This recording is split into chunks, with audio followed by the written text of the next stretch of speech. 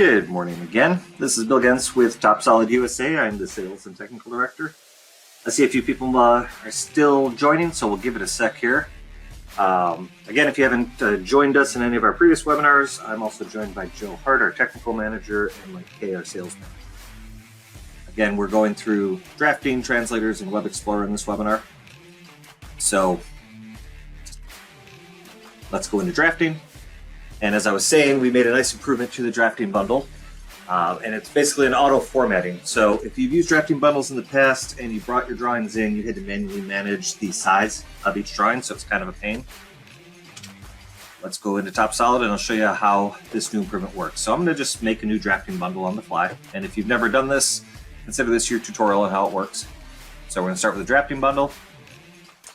We'll just escape out of that inclusion. And this new command here is what we're going to deal with. It's called nesting draftings. Now, first I want one drafting by page, so I want to make sure this is set to true. And then I'll use the special inputs button here to browse and select the drawings that I want to use. Okay, and also teach you a little bit of shorthand on how this all works. So if I go into my manufacturing documents and I go into my draftings, for example, I want to start with this as my main page. Then I want to go to my extruded bars, and I'm going to hold Control to add that first page. I'm going to come down here to page 24, and I'm going to hold Control Shift to add the rest of them. And then I'll expand my assemblies here. Again, I'm going to hold Control here, Control Shift to there, and we'll green check. Go ahead and hit the green check mark here, and now it's going to auto create all the pages of this drafting bundle. And if I go to my page sorter up here, you can see all the pages were included. And more importantly, you can see where the page sizes are changing. Okay. And the whole idea here is that it's automatically organizing all of it. Okay. So that's the improvement.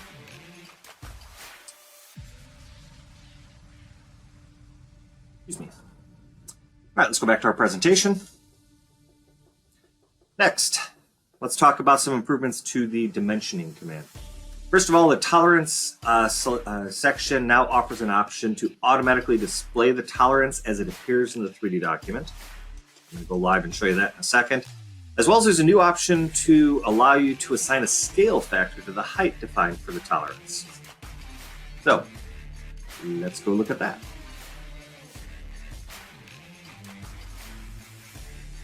So first of all, I'll open up my Dink little part. You can see here the diameter 15 with an H8 tolerance, and then my diameter 15 with a manual tolerance. So if I open up my draft document, and we'll zoom up here. First things first, I'm just going to go to the dimension command, and if I look here, notice it displays the tolerance as it was in 3D, as it was in 3D.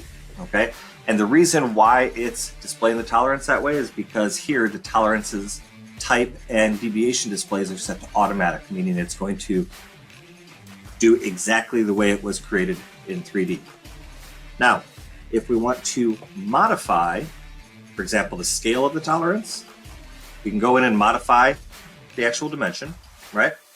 And if we come on down to, to text here, you have overlay text size font factor. And for example, maybe I want to make it really obvious to the guys on the floor with tolerances. Or we just want to make it a bit smaller. It just has to be there. So you have this ability to now override the font size for the tolerance. Let's go on back to our presentation. Next, in all of the dimensioning fields, anywhere that you can add text to a dimension, a prefix, a suffix, whatever, we've added the special inputs button. That's that little orange button right there, right? I'll highlight it with the laser. That's this thing right here, okay? And you have access now to a bunch of standard symbols. You can also access additional symbols through the More Symbols special inputs button down there. Let's have a look.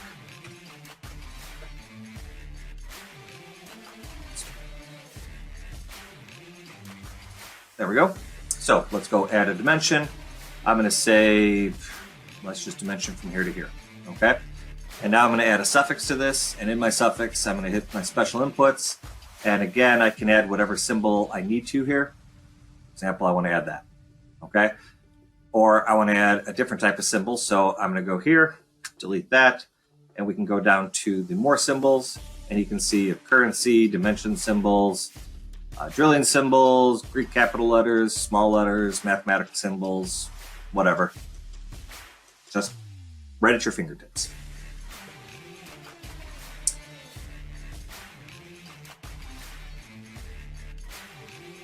Turn that off. Go.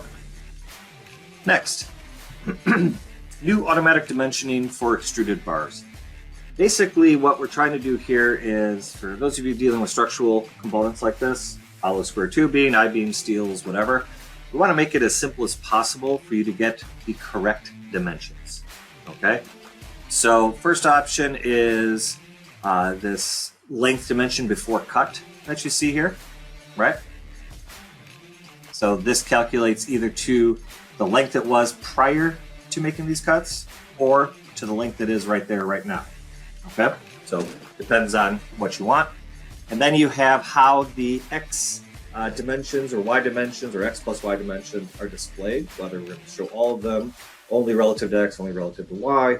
And again, with the angle dimensions, similar choice. Are we measuring it from 0 or from 90? So let's go have a look at that. Close these down.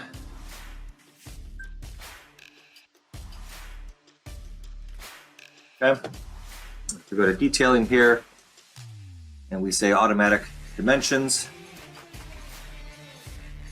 Okay, so first of all, length before and after. Okay, and then angle cut. Do we want to measure with the angle this way relative to X, or do we want to measure it relative to Y? And then do you want X and Y dimensions? Only X, only Y. Okay, so you have a lot of good choices there within the new or the newly updated automatic dimensions with regards to extruded bars.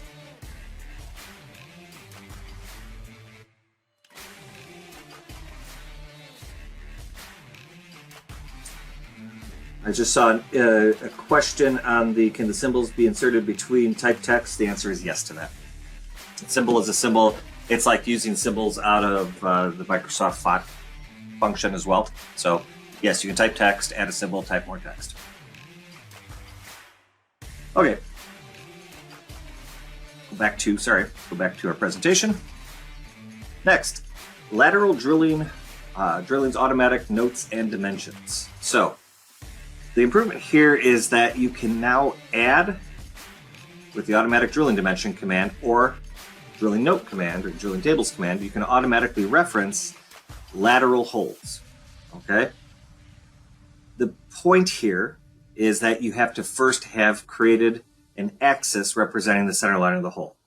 All right, so let's go take a look at that. Back to TopSolid.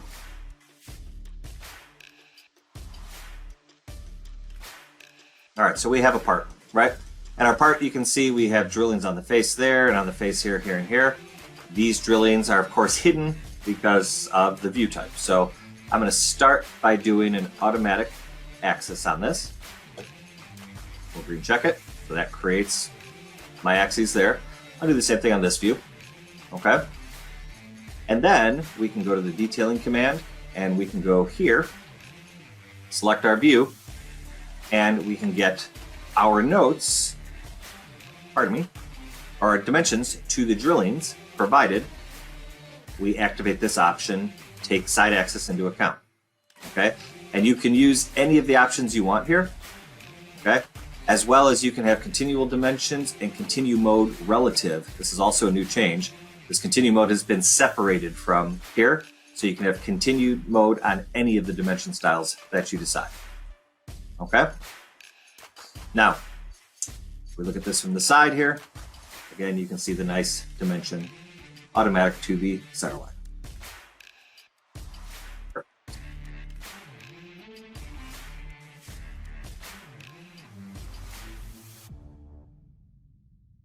Next, a continuation of automatic dimensioning. Okay, so automatic composite dimensions have been improved to take into consideration cylindrical or vertice detection. All right, and then you can get dimensions on any, I'm going to say, simpler type of part. Let's have a look. This one, let's go to this one. I'm going to delete these and we'll create them from scratch. So if I go to detailing here, and again, I go to automatic composite dimensions. So we have our view selected. I don't want to worry about drillings. I want vertices. Okay. Maybe I don't want any of the cylinders, just the vertices. Maybe I want to have a specific style of dimension like so. Okay. If we want, we can come down here as well and control how this is being grouped. Okay. So we can use auxiliary axes for isolated geometries. We can then group isolated geometries. We can then use 2 axes for isolated geometries. You can see what that means. And now you have a cleaner set of dimensions. Okay. And of course, you're always setting where you want your zero reference to be. And it can be to a manual point, even doesn't matter to us. Okay. Perfect. Let's keep going. All right. Next, let's talk about the projected annotations and editing. I had made mention of this, I think on the first webinar topic, or maybe the second one when we were going into the sketcher, where we changed the name of half-part dimensions, or 2 half-part dimensions, right?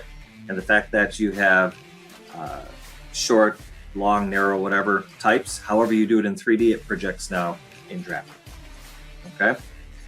As well, there's a new option here in Tools Options to go to you go to Drafting, and down here you can decide what a double left click on a view will do. It's either going to edit the detailing or edit the view. Remember, editing the detailing would be if you were going to add additional geometries or points or whatever to dimension to. Editing the view takes you back into the projection settings of the view. So you have control over what the double left mouse button click will do. Let's keep going. This one is again more for the TopSolid steel product. This gives you an idea of what that product is all about. It's designing stuff like this, and it's a level, note, altitude command that allows you to easily identify the level or the altitude things are at. Okay. Now, this next one, modify table headings. This one's pretty cool. The content of the headers of any automatically generated table, BOM, drilling table, whatever, can now be modified and even rotated. I'll show you what I mean. So we're going to TopSolid here. The rotate header command. All right, so we have this bill of material here, right? I'm going to take this bill of material and I want to edit the table. From there, right now, these have always, you couldn't do anything with them, right? They were non-modifiable. So first, you can now make them modifiable. I could change the text if I want to items, who knows, right? And then I can even rotate it. Oops, there we go. So that it's like that. Or you can rotate it again so it's upside down and keep rotating it so that you can choose any of the standard within 90-degree increments that you want that to be. Perfect. The yellow, by the way, just tells you that it's been modified. It won't print that way. Okay? All right, let's go back to the presentation. Okay. This one is pretty cool. I think some of you might have been waiting for this. So in BOM tables, it is possible now to group common items. Okay, so if the material is the same, it'll group them automatically like so. If the description or designation is the same, it'll group them automatically like that. So I have a bunch of 1/4-20 by 2-inch long screws, right? They're coming from different assemblies. I can now group them. For each of the groups, subtotals can now also be calculated. Okay, so you can have subtotals across the board on things, which is kind of cool. The choice of the groups is done in the bill of material on the desired column. Okay, you have merge identical, you have allow grouping. Okay, the choice of the column with subtotal is also made in the BOM. You see here it says allow subtotal. Okay. Other little enhancements now, you can add a hyperlink to an image. So you can edit your image and you can add a URL to it if you wanted to. So someone can click on that image, it'll take them to your company's website.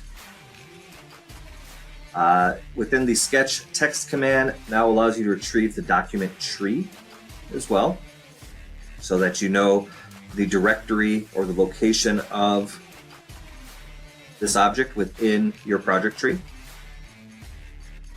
You can now define the starting point of the arrow of the BOM indexes, as you can see here. And then after modifications of several annotations or views without changing their styles, you can use restore style to undo the modifications. So you can right click on your annotations here and just restore the styles if you need to.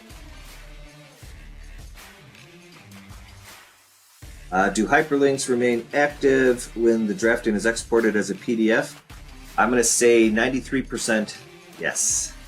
I believe the answer is yes. Okay, so those are the major new improvements. Let's talk about some improvements to translators.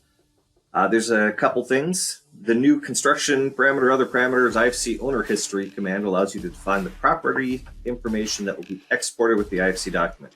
IFC is a translator used in the construction world. Again, this is part of TopSolid Steel.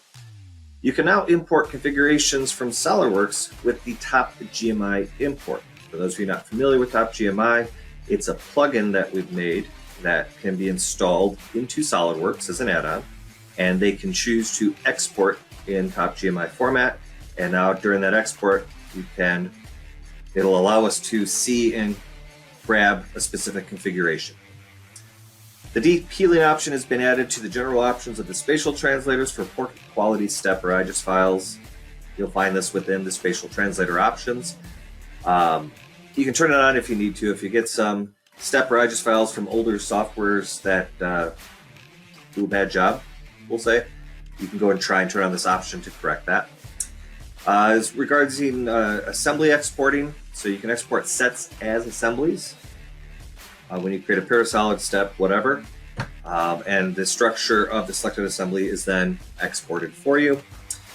FBX files, which are a 3D printing format, can be imported as a polyhedron or faceted shape. As a polyhedron or faceted shape, you can do anything that you can do to polyhedrons and faceted shapes, such as machine them. Now you can export with the GitF and Redwave formats. Okay, this is for the rendering people out there. Cool. Finally, if any of you guys are using TopSolid Web Explorer, we've made a couple of little improvements to that. The project navigation dialog box has been changed to Windows Explorer. Document representations are now available in a drop-down list. You can now change the transparency of a part or a shape. The vertical lock command has been added for rotations. Share document button allows you to copy the document URL or create an email with a link to the document. The About command has been added to TopSolid PDM Web Explorer back. Cool. All right, so I see some questions coming in, so let's take a minute to look at those. Do hyperlinks, sort of I've answered that one. Does the option eliminate the need to manually run the heal and simplify command? So the whole idea of that option is, in the translator, is to try to do it during the translation. Personally, and it's a deeper cleaning, so it may be worth it. Personally, my piece of advice to you guys is anything you turn on during the translation makes the translation take longer. Okay? In some cases, it's worth the effort, and you'll just have to experiment to find out when that effort or when that case is. Personally, I like to import it without any of that stuff turned on and see how it comes in, play with the standard tools, and if I need more, I may turn it on again and try it. Is Web Explorer a separate module, and what does it cost? Yes, it is a separate module. It requires you to have a PDM server, and it requires you to have a web server on your premises, and then it allows you to access your PDM data through a web app on your cell phone, a tablet, a computer, whatever. Okay. As far as the cost, I don't recall what it is off the top of my head, but Mike K is listening, so I'll make sure that he reaches out to you with some more information on it.